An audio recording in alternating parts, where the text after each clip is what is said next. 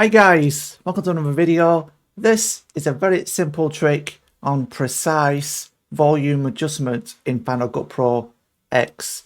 It's something, startingly, I haven't really done myself. I've not used myself. I've not learned myself until recently.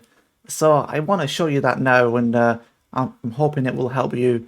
So let's get into it. Okay, so we've got our volume bars here from the last video I just posted, and what I always used to do, what I always just done until this point, you just drag it to adjust the volume. You know, it moves so quick, right?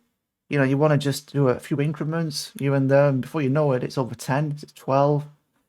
And what I've learned is that if you hold command while you're doing this, it goes up a lot more in small increments, and this is like it's going up in single numbers. So if I want to have number 2, which I had it 2 dB, you know, you can just do that.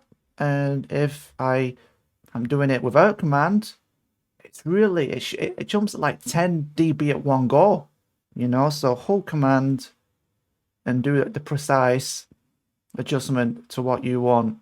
So I found my number 2 there.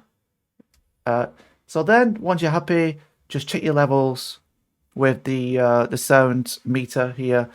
You know, generally -12 is good for background music, and 0 up to 0, no higher than 0 for vocals.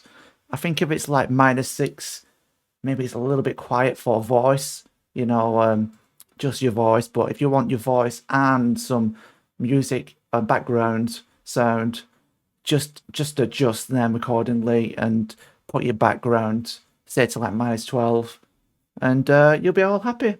Thanks for watching, guys. See you next video. Peace.